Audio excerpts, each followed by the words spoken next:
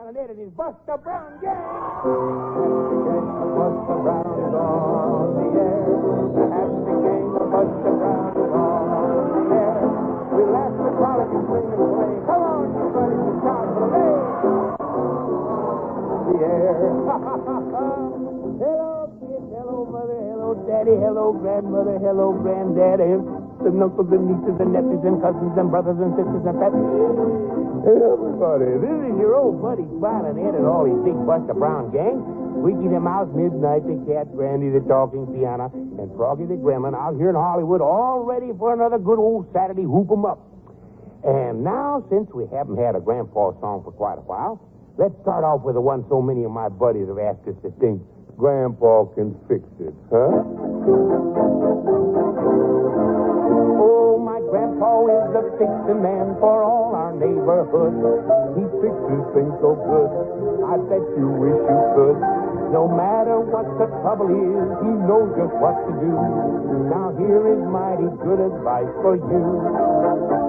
Now if you have a thing around the house that's out of whack, just bring it to my grandpa, he can fix it.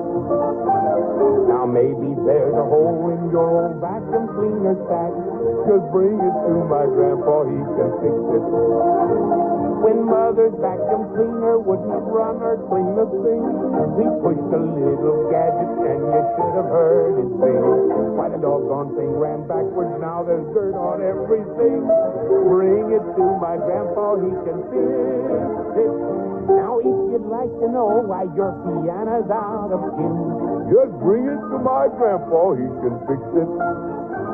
And when he tears it all apart, you find out mighty soon. Just bring it to my grandpa, he can fix it. Now when our old church organ broke, he took along his saw and fixed that good old organ up without a single flaw.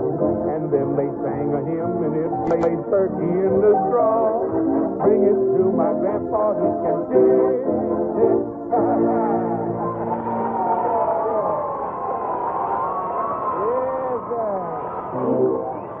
And boy, oh boy, old Smilin Ed can fix it too. Kids, I have a big surprise for you. Listen, we've got another swell, super special, spanking brand new Buster Brown colored comic book all ready for you. Yes, sir, and what's more, it's free, kids. Free to every one of old Smilin Ed's buddies.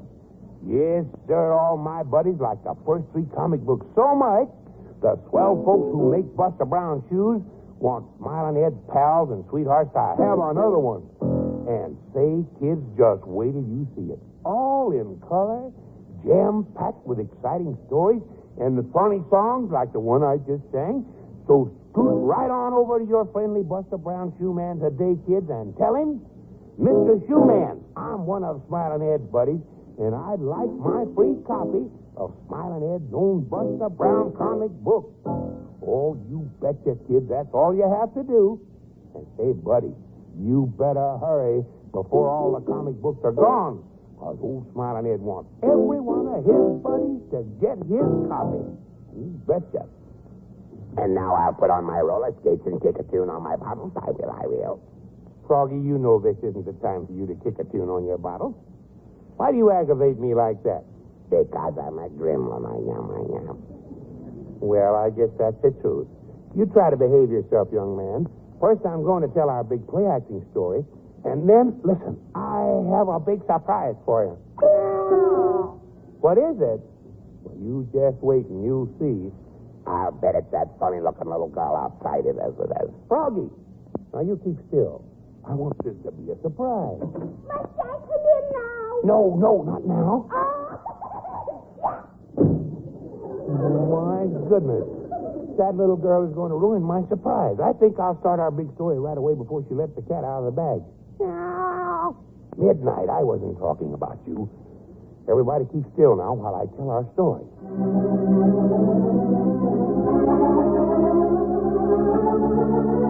Well, kids, I'm going to tell you another story of Pegasus, the great winged horse which belonged to Zeus, the great god of ancient Greece. One day, as Zeus sat in heavenly splendor high on Mount Olympus, he contemplated with satisfaction his people on the earth below. Oh, ho, ho, ho, ho. See them now, will you? Scurrying about like the tiny ants at their feet. Hurrying to and fro, going about their little task which seems so important to them. And yet I love them, my little people. For the world would be a dreary place without them. There now. There's a happy family, sure enough. Right in that little village on the seashore. See them working in their rose garden? Well, I'd better get some work. Now, let me see. What had I planned on doing this morning? Oh, yes, of course. I was going to hurl some thunderbolts at the city on the other side of the mountain. Those people haven't been making their offerings to me lately. And so the jolly god Zeus went about his work, and the happy family in the seashore village went about its gardening. Mother, see this rose bush? Isn't it beautiful? Yes, Aran. But look, it must be pruned. The branches grow overlong. Oh, yes, they are too long. Well, Father. Yes, Ron. Will you show me how to trim the rose bushes? Why, of course I will, Ron. Oh, my husband and son. Great warriors, both of you. The people still speak of your deeds of valor, and here you stand trimming roses.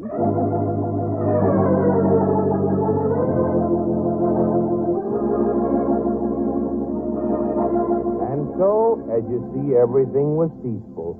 And the family Zeus watched was none other than Cassara and Silon and their son Aran, who once tamed and rode the great winged horse Pegasus. But Zeus was a rather careless god, and he failed to look over the earth very carefully. He did not see the fleet of small skin-covered boats which landed far down the beach from the village, nor did he see the fur-clad men who climbed out of them, carrying bows and spears. Bola, all of the boats are landed now. Yes, Gold, all of them. You're sure you counted them? I have counted them, and now the men will carry them into the forest and hide them under the trees and bushes. Good. We may want them to return to our country if we do not capture the village. But I think we'll be successful. The men will fight like demons with you to lead them. We will capture the village without trouble, I am sure. Then, with the people to serve us as our slaves, we can live in ease and comfort here for a long time. This is a rich village. Come, prepare to march.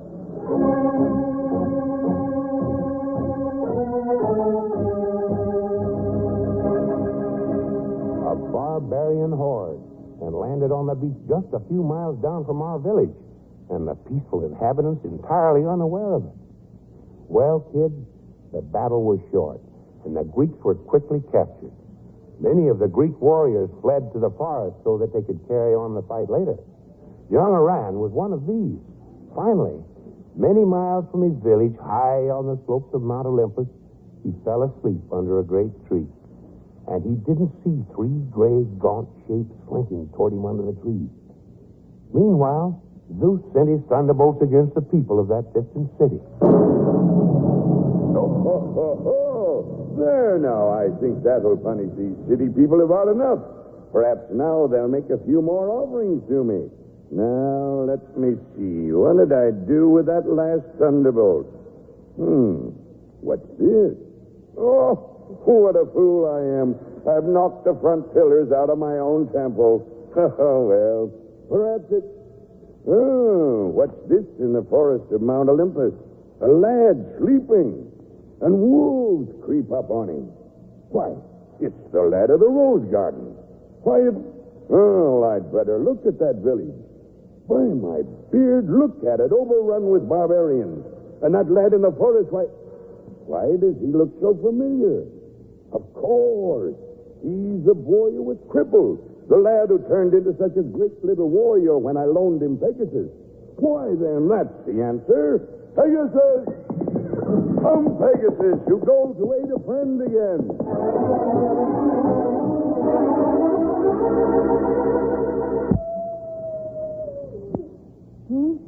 Oh, what's that? Wolves! Wolves! And they're closing in.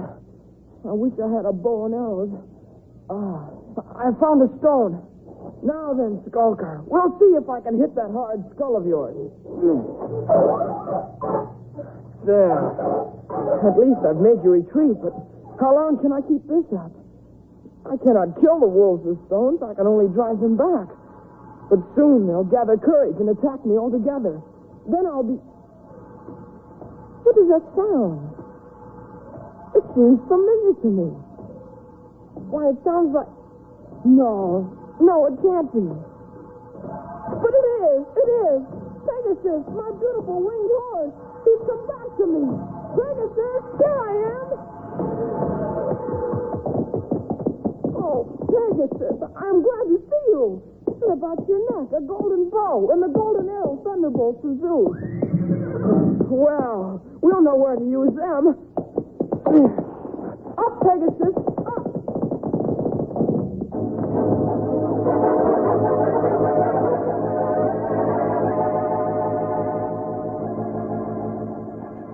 And so Pegasus, the beautiful winged horse, came again to young Aran. But back in the village, things were not going so well with the people. Aran's father, Thailand, was one of the first prisoners to come to Greece.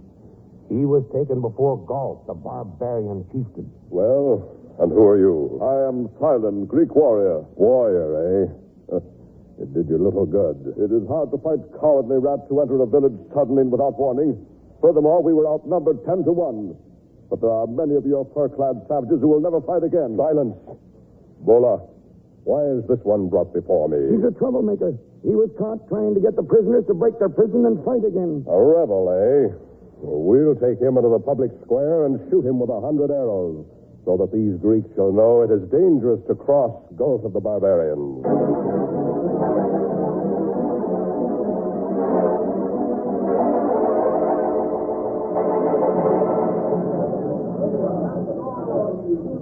All right. Tie him securely to the post. We will take no chance on his escaping. You want your eyes covered, Greek? Oh, I am not afraid to look at death. Have it your way. 100 archers drawing their bows to shoot you is not a pleasant sight. A much more pleasant sight than your ugly face. Go away from me and let your archers shoot. Your insulting tongue will soon be stilled. Now then, silence! Archers, stand in your places. Knock arrows. Aim carefully. I want him riddled like a porcupine. Draw your bows. Pegasus, down.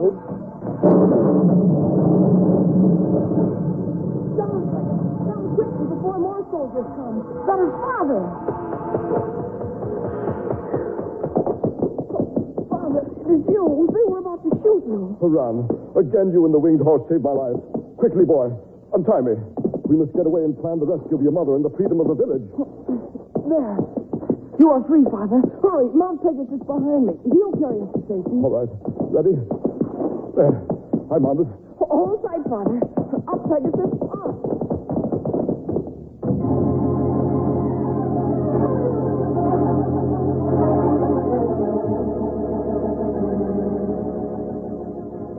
Now, my son, let us plan. Good. I am anxious to free Mother. Have they hurt her, Father? No. The women are doing the cooking and serving for the officers of the barbarian army. But as yet, no harm has come to them. Well, I have my Pegasus and a quiver of thunderbolts. What can I do first? You can do much, my son. I have been thinking. In the forest here are many Greek warriors. Now, I will round them up. Could you and Pegasus fly into the village and toss a message to the prisoners? Oh, with ease, Father. What is the message? Here's my plan. Your thunderbolts can blast open the prison and the armory. Our warriors can arm themselves and prepare to fight again. Oh, they could easily, Father. But, there are many barbarians.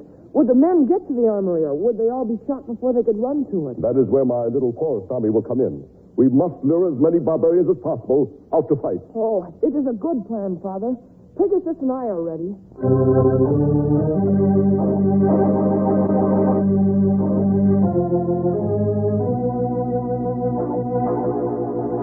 And so the little army was gathered. Aran, on Pegasus, tossed a note into the prisoners telling them of a plan. And the great cheer he heard as Pegasus flew away told him they would be ready. Gault, the barbarian, did not know their plan, but their tactics made him wild. Confound them, Bola. More dead soldiers in the street. And that's not all. Quiet.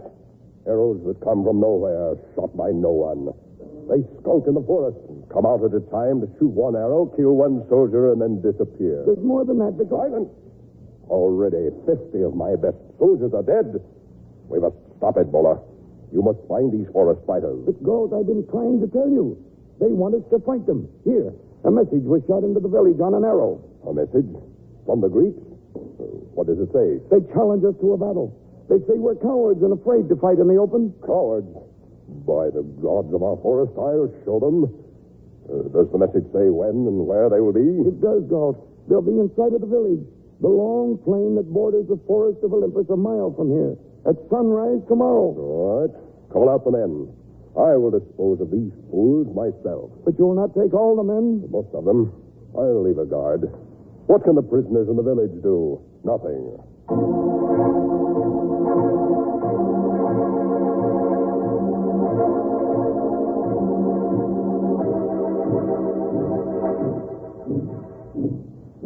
Look, brother. The barbarians come. Yes, they come all right, and in far greater numbers than I thought. My little band will be hard put, but if we meet them and quickly retreat to the first line of trees in the forest, we may hold them off. I had better go to Pegasus and be off on my mission. There is not a moment to lose, my son. And Duran, there can be few barbarians left in the village. Tell the men to clean them out quickly and hurry to help us. I will, Father. And you can count on me for help, too.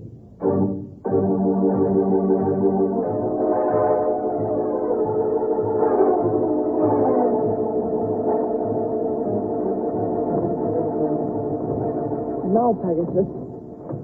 Steady. Here's the prison. I must strike the great front doors with a thunderbolt to blast them open. Yet, I must be careful not to bring down the building and kill all the prisoners. Steady. Steady. So.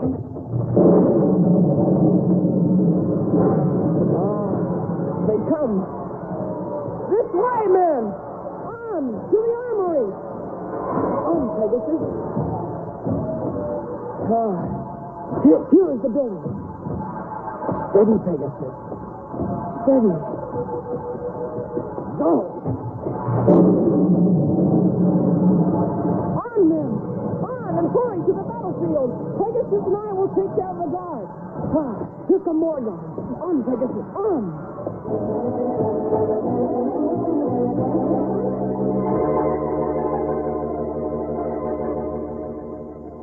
And so brave young Aran freed the prisoners and sent them to join the battle.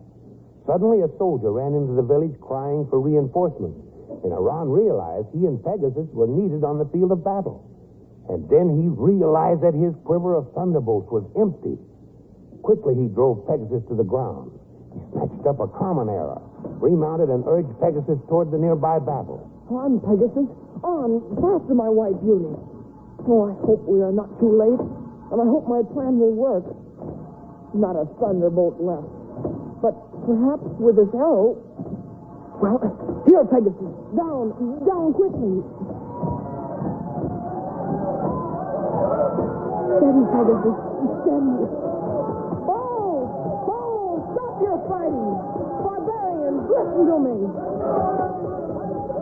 And as the great white horse flew swiftly down close to the ground, young Aran fitted his arrow to the golden bow and drew its house, pointed straight at the barbarian horde. The bearded fighters looked up in awe at the boy on the great flying horse, and the fighting stopped completely. When it was quiet again, Aran spoke again. You've all seen me before. You have seen the tremendous power of my terrible thunderbolt. Throw down your arms and surrender, or this thunderbolt will be loosed among you to kill you all in one burst of flame. Throw down your arms. And awed by the terrible thunderbolt and the great white horse, every barbarian quickly threw down his weapons. And in a short time, they were captured. Then Aran and Talon hastened to the village to rescue Kasara and go to their home. Oh, my brave son and husband, how happy I am at your victory. I have prayed to Zeus to be back with you soon. It was all the doing of Aran, Kasara. Oh, no, it wasn't, Mother. It was Father's plan and his courage. Then let us share the honors, Aran. But tell me, why did you capture the barbarians? Why did you not simply loose your thunderbolt? Oh, that was no thunderbolt, Father. It was only an arrow. My quiver was empty. I bluffed them. Now, who is the courageous one? Well, I'm glad the fighting is over. Perhaps now Pegasus and I can... What is that sound? Pegasus! Come, Pegasus. Come back to Mount Olympus. Pegasus! Oh, There he is, going higher and higher. He leaves me again. Yes, Sir Anne, he leaves you again. Come, Pegasus, back to your golden stall on Olympus, for no mortal can possess you. Come, Pegasus, to the halls of the gods. But you, little Oran, who knows but that someday you will again ride the great winged horse to another adventure. Come, Pegasus. Ho, ho, ho, ho, ho.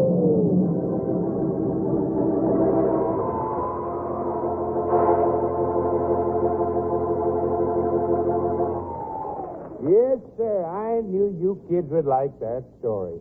And now let's... Must I come in now? No, little girl, not now, not now. Oh, my goodness. That funny little girl is going to give everything away yet. I wanted her to be a surprise. Now I'll put on my roller skates and kick a tune on my bottle. I will. Oh, Froggy, I'll let you kick a tune on your bottles in a few minutes. But first, I've got shoes. Everybody's got to have shoes. But there's only one kind of shoes for me.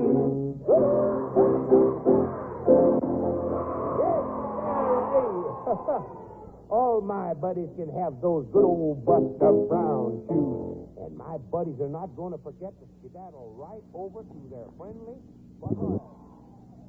And now, Froggy, if you have your roller skates on, I guess we'll let you kick a tune on your bottles now. Must I come in now? No, little girl. Oh, dear. I guess that little girl is ruining my surprise. Whoever heard such silly giggling? I want to kick a tune on my roller skates. I do. Well, now, wait a minute. I guess you need to get mad about it. You might just as well go ahead then, Froggy. Now, set your little bottles out there on top of the piano. I see you have your little roller skates. Oh, they certainly look nice on your little Buster Brown shoes. Oh, dear. I wish you kids could see this. Froggy the Gremlin is sitting a lot of little bottles in a circle out there on the piano. They have water in them, and that's what makes the different tones on each bottle, you know. Some of them have a lot of water in them, and some have just a little. Froggy, are you ready? I'm ready. I am. Okay, go ahead. Music.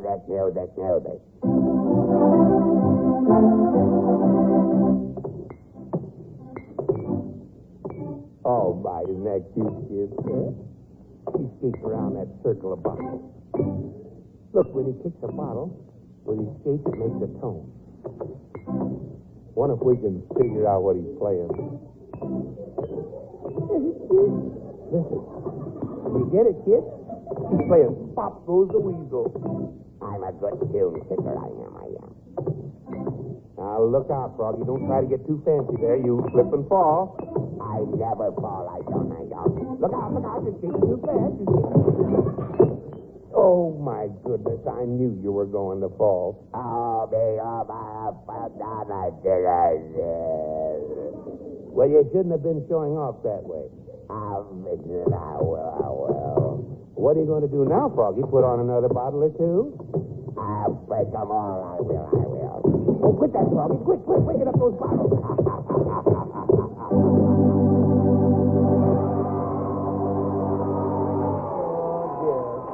Well, what in the world will I do with that little old gremlin? The idea of him losing his temper like that. Well, I'm glad he's gone. Now we can kind of settle down and be quiet for a while here. Must I come in now? No, little girl, not yet. Land sakes, I guess I'd better bring our announcer on to tell us where to get Buster Brown shoes and then let that funny little old girl come on in here before she breaks up our program. I'll bring our announcer on right now. Come on in, Mr. Announcer. Yes, Smilin Ed, I'll tell your buddies how to find the store that sells Buster Brown shoes. How it's easy, kids. Here's all you have to do.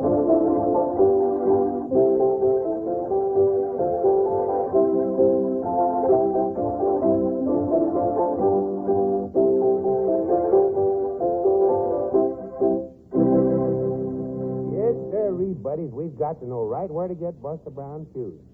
And now let's... Must I come in now? No, not yet. Well, wait a minute.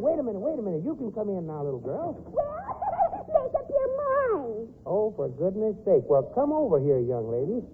Who are you anyhow? What's your name? My name is Giggles. You're Giggles. Well, why do they call you Giggles? Because Well, do you always have... Wait a minute, you got me doing that now. My goodness. Well, aside from your giggling, you seem to be a pretty smart little girl. Oh, yes. I'm awful smart in school. Well, I'll see if you are. Let's try a little arithmetic here. Arithmetic, sure. All right. Now, let's see. How much is 3 and 1, Giggles? 3 and 1. Yeah, 3 and 1. Well, what is it? 3 and 1 are 5. Oh, of course not.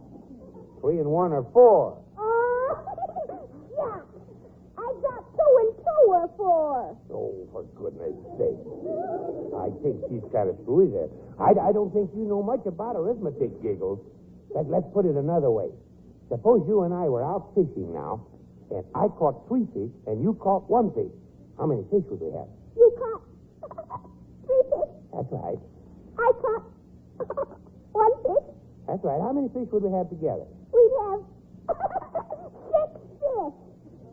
Oh, Giggles, you're wrong again. Well, what kind of fish were we catching? I don't know. Maybe we were catching trout. Oh, well. No wonder. I was figuring on goldfish. Goodness sake. Well, I can see very plainly you know nothing about arithmetic. Yesterday in school, I learned how to write, I did. You mean you learned how to write yesterday in school? You betcha. And tomorrow I'm going to learn how to read. Oh, for goodness sake. Well, I'll tell you, Giggles, you go back to school and learn how to read. And when you do, I'll give you a brand new shiny nickel. I'd rather have a dirty old dime. Oh, for goodness sake.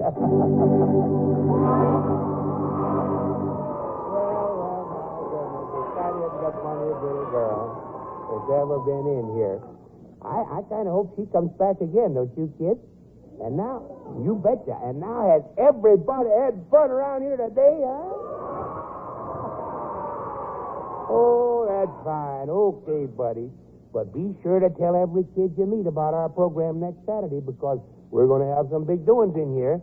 Don't forget church or Sunday school tomorrow. And be listening next Saturday from this little tune from Hollywood. When you hear it, come a-running. A happy gang hush around now in the air. A happy gang hush around now in the air. Smilin Ed McConnell and his Buster Brown gang came to you from Hollywood.